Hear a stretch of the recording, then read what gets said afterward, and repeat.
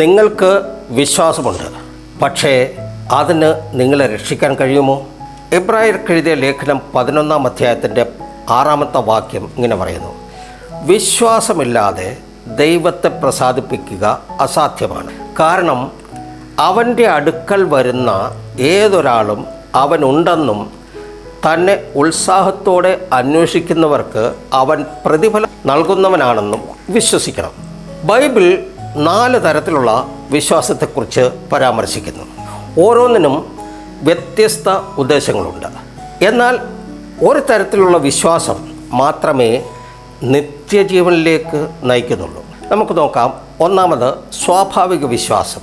എല്ലാവരും ഉപയോഗിക്കുന്ന വിശ്വാസമാണിത്. ഒരു കസേരയിലിരുന്ന് അത് നമ്മളെ വീഴാൻ അനുവദിക്കില്ലെന്ന് വിശ്വസിക്കുന്നത് പോലെ ഈ വിശ്വാസം ജീവന് വേണ്ടിയാണ്, ആത്മാവിന് വേണ്ടിയല്ല. രണ്ടാമത് വിശ്വാസം രക്ഷിക്കുന്നു. യേശുക്രിസ്തുവിനെ രക്ഷകനായി അംഗീകരിക്കുന്ന വിശ്വാസമാണിത്. പാപത്തിൽ നിന്നും നിത്യജീവനിൽ നിന്നും രക്ഷ നൽകുന്നവൻ. എഫെസ്യർക്ക് എഴുതിയ ലേഖനം 2:8 പറയുന്നു: കൃപയാൽ നിങ്ങൾ വിശ്വാസത്താൽ രക്ഷിക്കപ്പെട്ടിരിക്കുന്നു. മൂന്നാമത് വളരുന്ന വിശ്വാസം. ദൈവവചനം, പ്രാർത്ഥന, കഷ്ടപ്പാടുകൾ എന്നിവയിലൂടെയാണ് ഈ വിശ്വാസം വികസിക്കുന്നത്. ദൈവത്തിൽ കൂടുതൽ ആഴത്തിൽ ആശ്രയിക്കാൻ ഇത് നമ്മെ പഠിപ്പിക്കുന്നു. നാലാമതായിട്ട് രക്ഷയിലേക്ക് നയിക്കുന്ന വിശ്വാസം. പീഡനങ്ങൾ, സംശയങ്ങൾ, പരീക്ഷണങ്ങൾ എന്നിവയ്ക്കിടയിലും തളരാതെ അവസാനം വരെ നിലനിൽക്കുന്ന വിശ്വാസം ഇതാണ്. മത്തായി 24-ാം അധ്യായത്തിൻ്റെ 13-ാം വാക്യത്തിൽ പറയുന്നു: എന്നാൽ അവസാനം വരെ സഹിക്കുന്നവൻ രക്ഷിക്കപ്പെടും.